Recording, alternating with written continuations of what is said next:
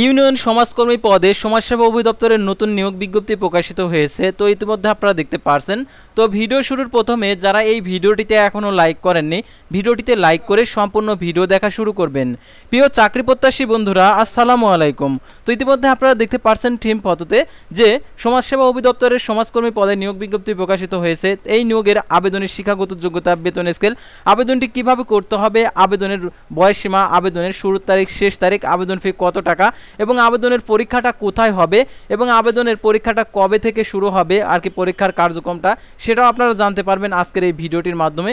সম্পূর্ণ নোটিশে আর কি এই নিয়োগ বিজ্ঞপ্তি সংক্রান্ত সকল তথ্যগুলো দেখিয়ে দিয়েছে। অর্থাৎ এই নিয়োগের পরীক্ষাটা কেমন হবে, লিখিত হবে না এমসিকিউ হবে না মৌখিক হবে, সম্পূর্ণ কিছু A to Z।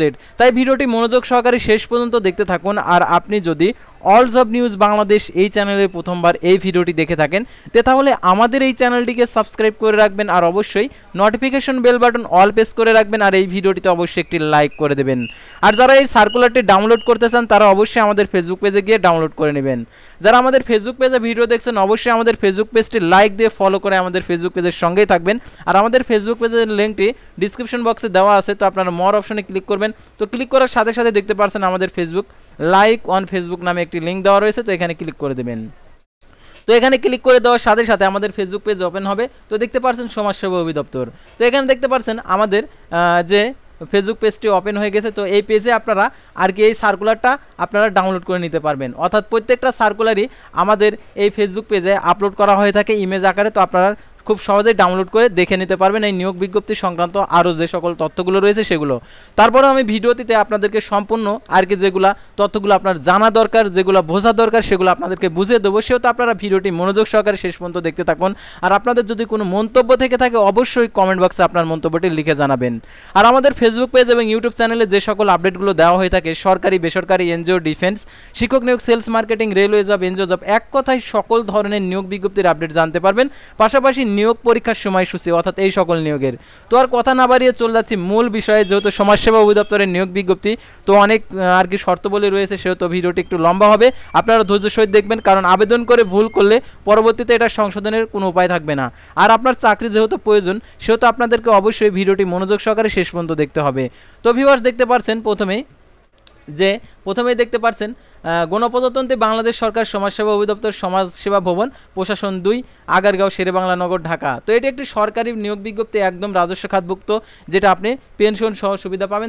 দেখতে পাচ্ছেন এখানে 9 জুন 2024 খ্রিস্টাব্দ তারিখে প্রকাশিত, 26 জ্যৈষ্ঠ 1431 বঙ্গাব্দ।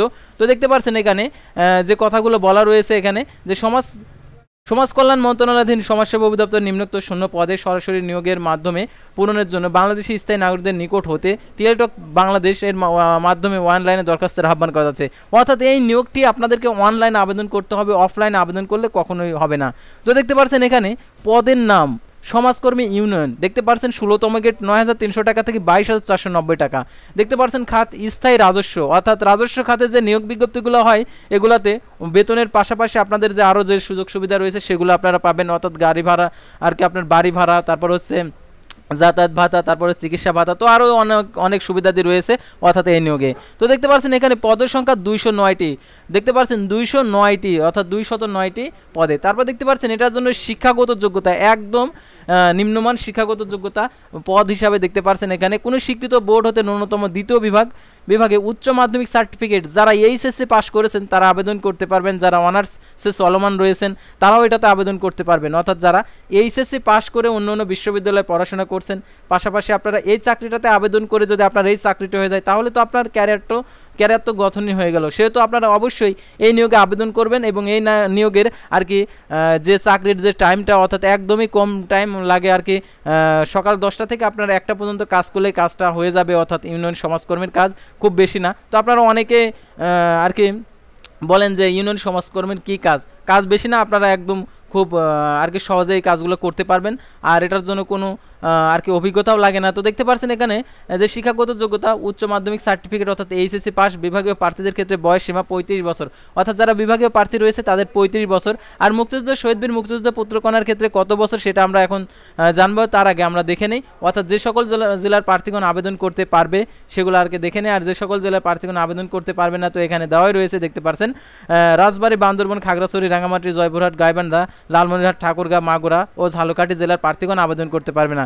তো আপনাদের জেলায় এই নিয়োগ বিজ্ঞপ্তিগুলো প্রকাশিত হলে যখন শূন্য পদের সংখ্যা ফাঁকা হবে তখন অবশ্যই এই নিয়োগ বিজ্ঞপ্তিটা প্রকাশিত হবে, তখন আপনাদেরকে জানিয়ে দেওয়া হবে, অর্থাৎ যে সকল জেলা প্রার্থী আবেদন করতে পারবে না। তবে এতে শারীরিক প্রতিবন্ধী প্রার্থীর কোঠার ক্ষেত্রে সকল জেলার প্রার্থী আবেদন করতে পারবেন। তো দেখতে পাচ্ছেন সাধারণ প্রার্থী এবং যারা মুক্তিযুদ্ধ প্রার্থী রয়েছে তাদের বয়স সীমা এখানে উল্লেখ করেছে। তো দেখতে পাচ্ছেন আবেদনের পদ্ধতি ও শর্তাবলী।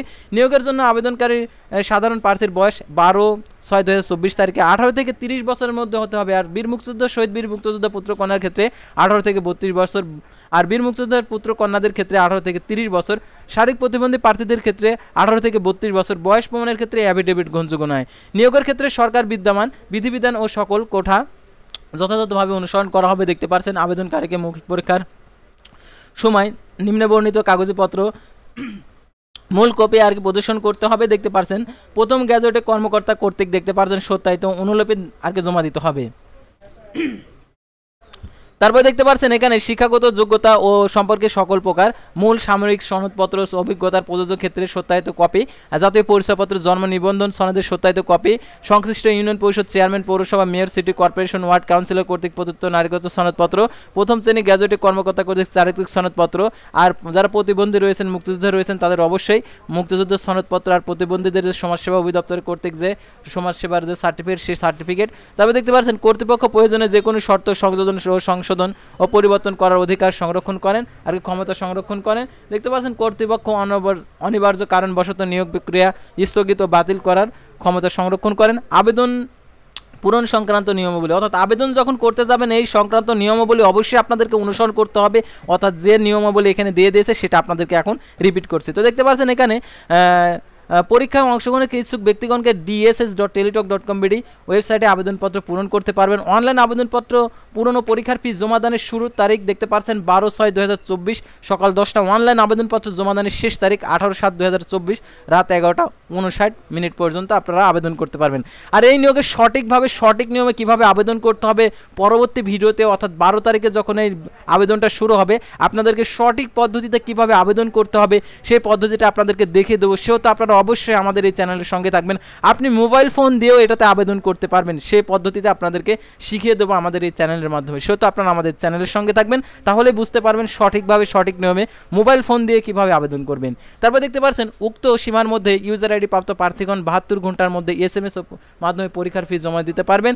আর অনলাইন আবেদনপত্র পূরণ করার পর অবশ্যই আপনাদেরকে 72 ঘন্টার মধ্যে যে ইউজার আইডি দেওয়া থাকবে সেই ইউজার আইডি ব্যবহার করে টাকা প্রদান করতে হবে। কিভাবে প্রদান করতে হবে সেই নিয়মাবলী আপনাদেরকে দেখিয়ে দেবো। যেদিন আর কি আবেদনটা শুরু হবে সেদিন আর কি আবেদন সহ আবেদন ফি প্রদান সংক্রান্ত সকল তথ্যগুলো। তো দেখতে পাচ্ছেন আবেদনের ক্ষেত্রে অবশ্যই 300x300 পিক্সেল ছবি এবং 300x80 পিক্সেল স্বাক্ষর নির্ধারিত স্থানে আপলোড করতে হবে, অর্থাৎ স্ক্যান করে আপলোড করতে হবে। ছবির সাইজ 100 KB, স্বাক্ষরের সাইজ 60 KB হতে হবে। আর অনলাইন পূরণকৃত যেহেতু পরবর্তী কার্যক্রমে ব্যবহৃত হবে, অর্থাৎ আপনি যখন লিখিত অথবা MCQ পরীক্ষায় আপনি উত্তীর্ণ হলেন তখন আপনাকে মৌখিক পরীক্ষার সময় সেই অ্যাপ্লিকেশন কপিটা প্রয়োজন হবে। সেই অ্যাপ্লিকেশন কপিটা অবশ্যই রঙিন প্রিন্ট করে সংরক্ষণ করে রাখবেন, তখন আর কি আপনাদের লাগবে মৌখিক পরীক্ষার সময় তখন জমা দিতে হবে। সেহেতু আপনারা অবশ্যই অ্যাপ্লিকেশন কপিটা রঙিন প্রিন্ট করে সংরক্ষণ করে রাখবেন। তো পরবর্তী পাতায় কি রয়েছে সেটা আমরা এখন জানবো। তো পরবর্তী পাতায় আরও যে শর্তগুলো রয়েছে, আবেদন ফি কত টাকা সেটা আমরা দেখে নেব। তো দেখতে পাচ্ছেন SMS এর মাধ্যমে আপনারা যে টাকাটি প্রদান করবেন টেলিটক প্রিপেড মোবাইল নাম্বারের মাধ্যমে, দেখতে পাচ্ছেন 1 নং পদের জন্য 223 টাকা আপনাদেরকে 72 ঘন্টার মধ্যে প্রদান করতে হবে। এখানে বিশেষভাবে উল্লেখ্য যে তারা বলেই দিয়েছে যে 72 ঘন্টার মধ্যে যদি, অর্থাৎ আপনি আবেদন ফর্মটি সাবমিট করার পর অ্যাপ্লিকেশন কপিটি ডাউনলোড করার আর কি পর্যন্ত যদি 72 ঘন্টা মধ্যে যদি টাকা প্রদান না করেন তাহলে আবেদনটি অটোমেটিক্যালি ক্যান্সেল হয়ে যাবে। তারপরে আপনাদেরকে আবেদন যদি ফি প্রদান করতে চান তাহলে আর কি ফি প্রদান করতে পারবে না। পুনরায় আপনাদেরকে আবার আবেদনপত্র আবেদন অ্যাপ্লাই করার পর যে অ্যাপ্লিকেশন কপি পাবেন সেই অ্যাপ্লিকেশন কপির ওই ইউজার আইডি দিয়ে আপনাদেরকে টাকা প্রদান করতে হবে। অর্থাৎ আবেদন করার পর থেকে 72 ঘন্টার মধ্যে আপনাদেরকে টাকা প্রদান করতেই হবে। আর দেখতে পাচ্ছেন কীভাবে SMS করবেন সেই SMS এর পদ্ধতিটাও দেওয়া রয়েছে।